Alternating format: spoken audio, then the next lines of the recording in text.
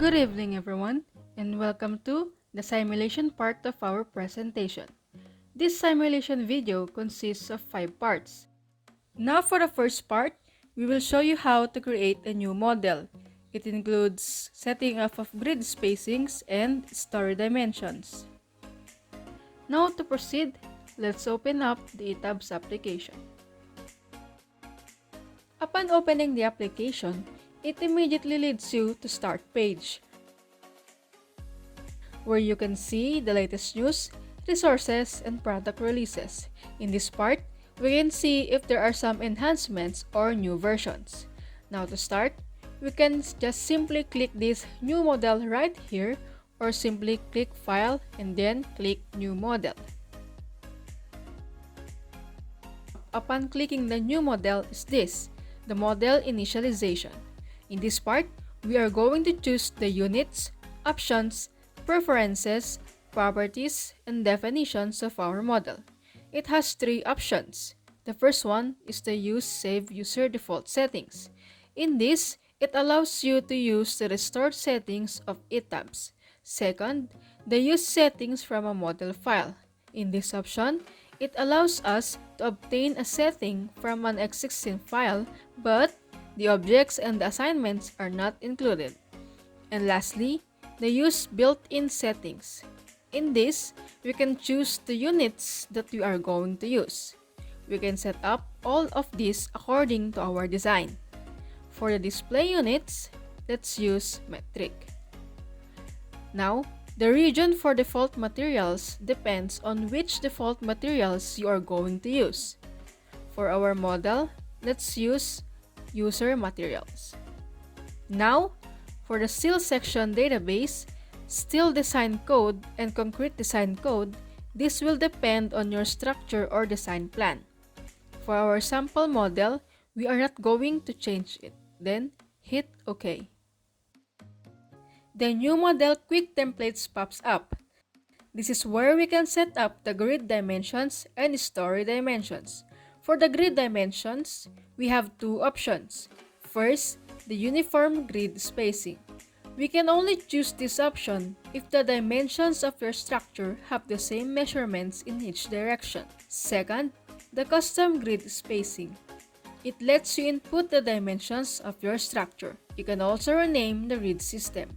But before you input your data, you should first choose Display Grid Data as ordinates or spacing.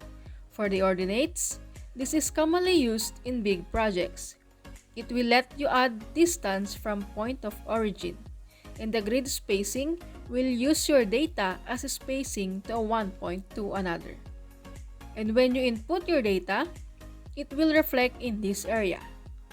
You can also modify the bubble size and color of your grids and labels. For our model, let's just use uniform grid spacing.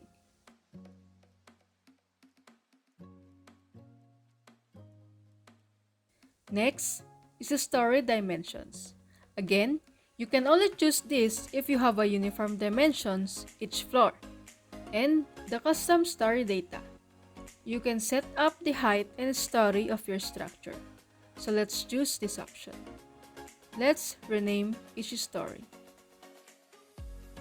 If you want to delete the story, just right-click and choose Delete Story, then delete existing structure at story. Then input the height.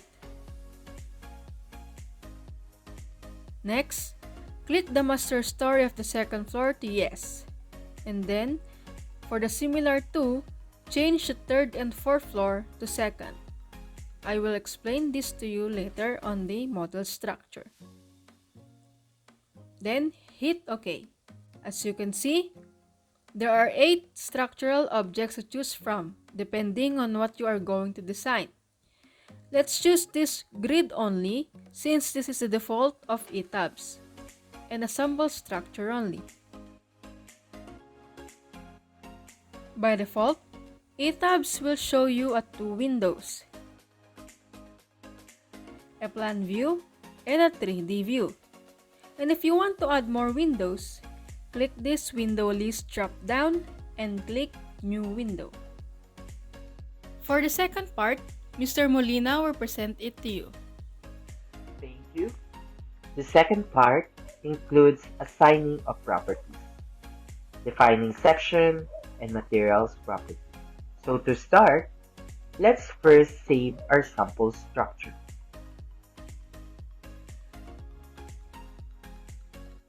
Now, click Define option, then Material Properties. In this, it's up on you if you will choose this built-in materials. But for us, we will show you how to add new material. Click Add, choose User. Again, this will depend on what default material you want to use. Then, Concrete and OK. After that, the material property data pops up. This is where you can input properties of your material depending on your structure. Let's use this data. This data were all based on NSCP code. Let's rename it to Concrete Type 1 or any name that you want as long as you can identify it later. Choose Concrete since our sample structure is concrete. Then, input these values. For the weight per unit, 23.5, and the modulus of elasticity is 21,834. Then the rest will stay as is. Then next, click Modify Property Data. Since this is our new material, there's no grade name. Now, according to our sample data here, it is a grade 40.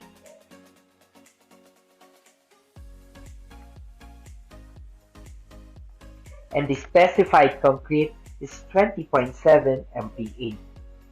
After that, hit OK. Double check, then press OK. After creating our own concrete material, let's now proceed to rebar. We already have a grade 60 material here, so let's just copy it. Click Add Copy of Material, then let's do the same thing that we did in our concrete material.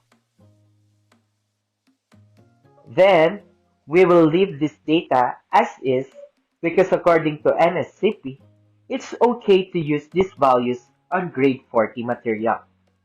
Click Modify, change this to grade 40 since this is what we are going to use. Then input these values.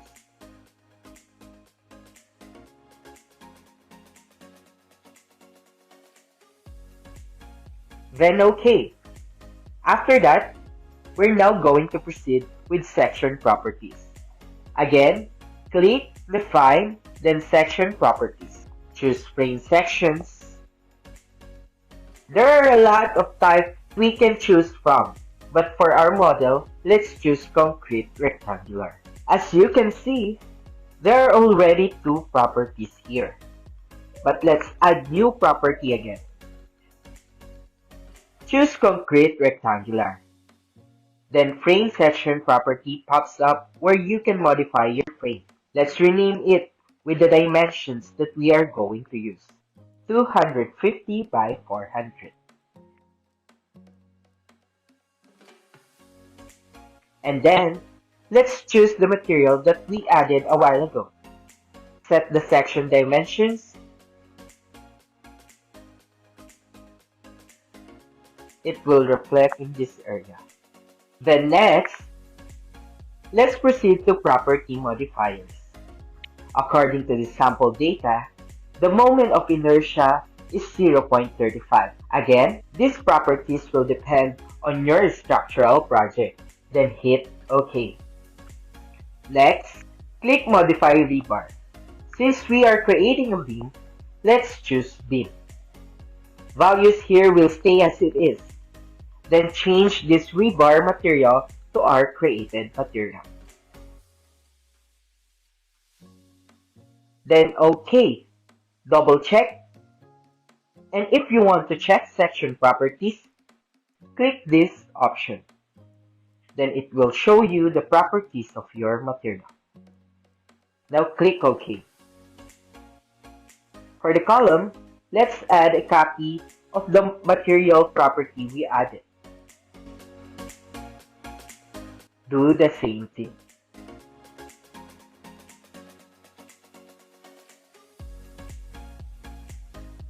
This will remain the same. Change the dimensions. Click Property Modifiers. Then according to our sample data, the moment of inertia is 0.7.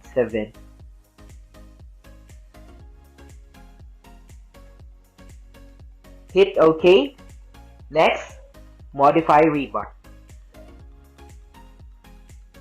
Choose column type. Values will stay as is. Hit OK. Double check. Then OK. Let's now proceed to slab. Again, click Define, Section Properties, and then click Slab section. Click Slab 1 and add copy. Do the same process.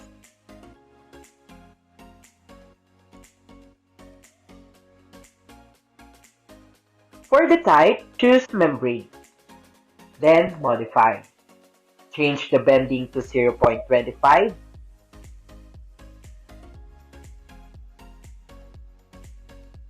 Then slab thickness to 100.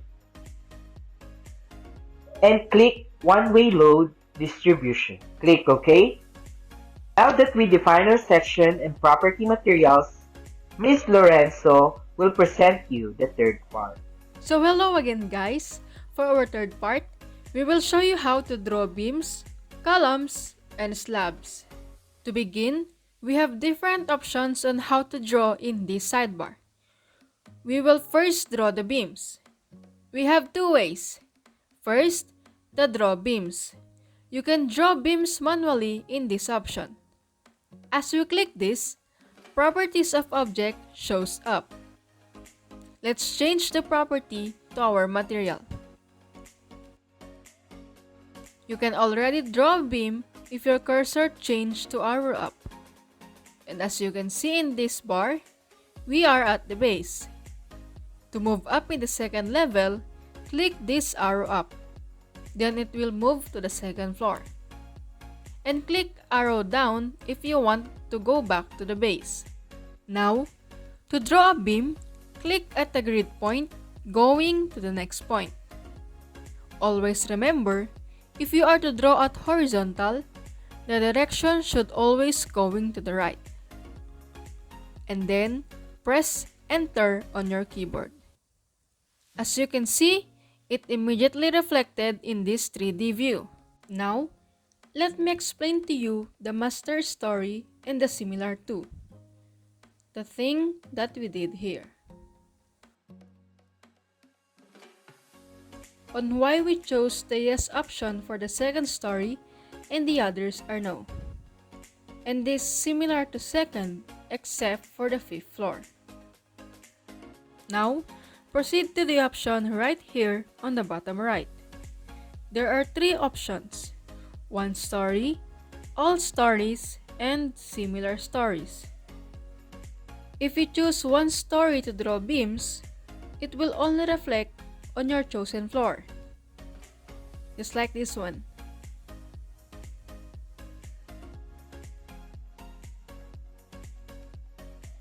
And if you change it to all stories, it will automatically apply in all floors. For example again. Just like that.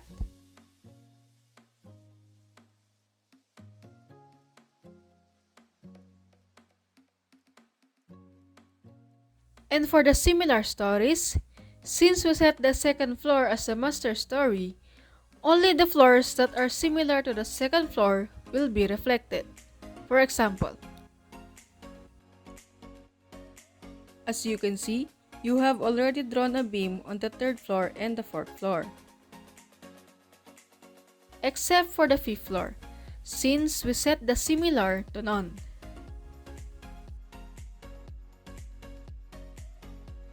Now, let's set the fifth floor to similar to second, to make it easier. Right-click, click Add or Modify Grids, then Modify Story Data. Then click the Similar to Second. Let's now draw our beams. Always remember, direction is going to the right.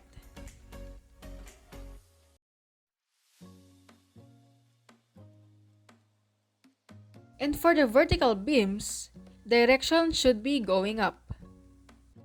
The second way to draw is this, a quick draw. Check the properties first. And now, we will just direct it to the lines and click it. It will automatically draw the beams. Let me just finish this.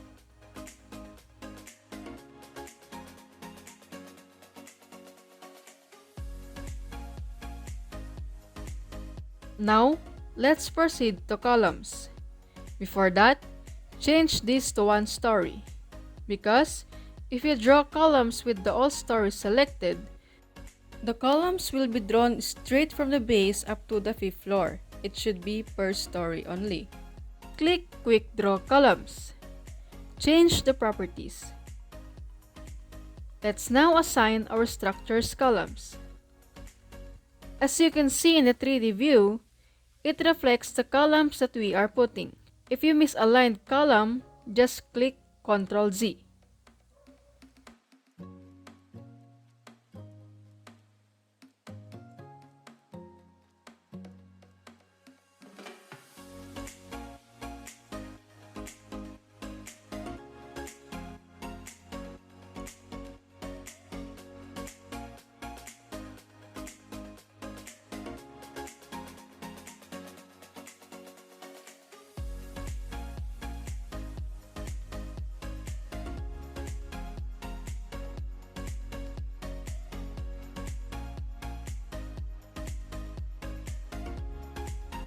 Then when you're done, click Enter. Before proceeding to slabs, let's check our model first. Let's first save it, then click Analyze and click Check Model. Select all and press OK. So, no warnings. Let's now proceed to slabs. But, if you want to view the extruded form of your structure, click 3D window and click Extruded View toggle. This will be the output. And if you want to rotate, click this Rotate 3D view here. Then, to bring back to its line shapes, click this Show Undeformed Shape. Now, to draw slabs, there are 3 options again. The Draw Floor or Wall, the rectangular floor, and the quick draw. Let's switch this to similar stories to make it easier. Let's first use this method. Change the properties. Then, same process. Click a grid point, and the rotation should be clockwise. As you can see, what we did on the second floor reflects on the other floors. For the second method, this is similar to the first method. Click a point, hold it, and drag it to the end point. And the last method is a quick draw. This is the quickest way. Check the properties, then click the boxes or area where you want to draw slabs.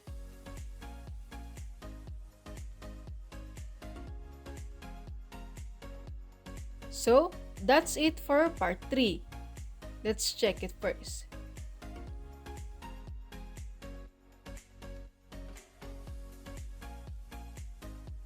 No warnings.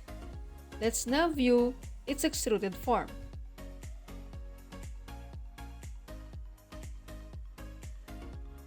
So this is what it looks like. Let's now proceed to part 4. Let's welcome again Mr. Molina. For the fourth part of our simulation, we will show you how to apply area loads and define loads. But first, let's apply restraints on joints. Go to the baseline, then select all joints, then go to Assign menu. Click Joints, then Restraints. Select Fix, click Apply, then OK. Then, let's move up. Now, let's start defining. Click Define menu option, then Load Patterns. Define Load Patterns window pops up. As you can see, it already has dead load and live load. In ETABS, there's no need to apply soft weight because it is already on its setting. The dead load has one soft weight multiplier, and all the loads that we will input should be 0 multiplier. Let's now add SDL, meaning superimpose dead load, the dead loads that we are going to input. Now, the type will be SDL and 0 multiplier. Then click Add New Load. Let's bring this 3D view to undeformed shape first for easy checking. Now, going back to our plan view, let's set this to similar stories. Then select the parts where we apply dead loads. For easier way, click the Select option, then select Click Object Type. Then choose Floors. Click Select, then Close. As you can see, all the floors are selected. To apply dead load, click Assign, Shell Loads for applying loads in slabs and frame loads if applying loads in beams. Click Shell Loads, then Uniform. Then Shell Load Assignment shows up. As I said earlier, the dead load here for ETABS is soft weight. So let's change this to SDL. Then input 1.82. Direction will be gravity. Then in this option, if you have a load before and you want to add, click this one. But if you want to replace a load, then choose this option. But since we haven't added anything yet, neither of the two. For me, let's choose Add To. Hit Apply. Then, OK. Now, it shows the value of our superimposed dead load. Next, Live Load. For easier selection, click this PS button here. Means it selects the previously selected objects, then same process. Let's change this to live. Then let's say this is a residential structure. We have 1.9. Again, this will depend on your structures and parameters. Then add, click Apply, and OK. Let's check other level. Now if you want to click its information, right-click any slab, then slab information show up. The next load, wall loads. Select the outer beams.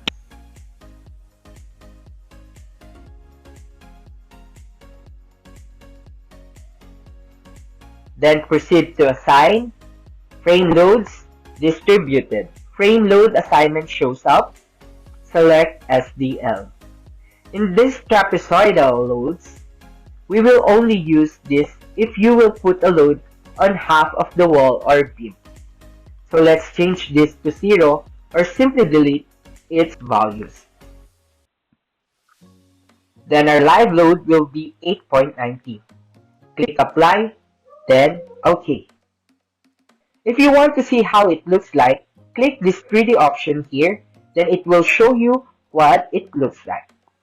Then to go back, click Plan, then select Second. Now select the interior beams.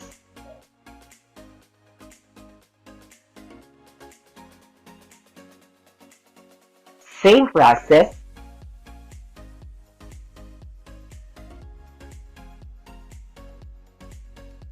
Change this to 4.1.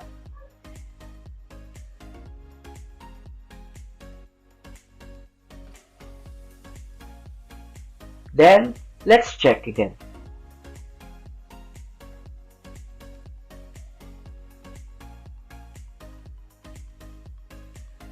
Okay, we're good. For the load combinations, Miss Lorenzo will show you how to define. Now lastly, creating load combinations. Let's use ultimate load combo given by NSCP. Now proceed to define and click load combinations. Click add new combo. Let's rename it to C1. Then linear AD. Then dead load. Let's change it to 1.4. Then click add. Next, SDL. Change it to 1.4. Click add. Then delete this extra. And hit OK. Next combo, rename it to C2. DL is 1.2. Also for the SDL. The live load is 1.6.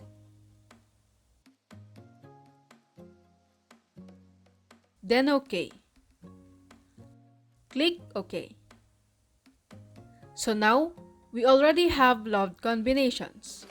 The next steps will now be our last part, the run analysis and design process. First, proceed to design and click live load reduction factor. Let's just choose no live load reductions. Hit OK. Now, click analyze option. Check model, select all, then click OK. So, no warning means no problem. We can now proceed to analyze and click run analysis, or simply click F5 or this play button right here. This is the displacement form of our structure. This is for live, dead, and SDL. Next up, let's go to Analyze menu. Then click Last Analysis Run Log. This is where we can check if there are errors. So far, no errors occurred. For the last part, the design process. Click Design option, then click Concrete Frame. Then select Design Groups. Select all, then Add, hit OK. Again, select Design option, select Concrete Frame Design, click Select Design Combinations, and then select all, then Add, hit OK. Then lastly, select Start Design or Check.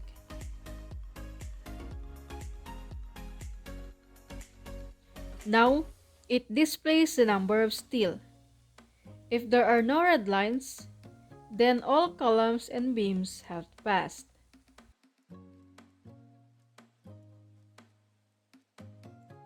For the elevation view, click this option here. Then choose any. Let's choose A. Then apply and OK. Here's now the elevation view. Let's now generate reports. Proceed to this window, the Model Explorer, and click Reports. Then click Summary Reports. It will give us the report viewer. If you want a more detailed report, then choose Project Report. It will give you a detailed report of our model. We can also export it. Click Export to Word, or you can immediately print it. So, that's it for our simulation for ETABS. Thank you for watching.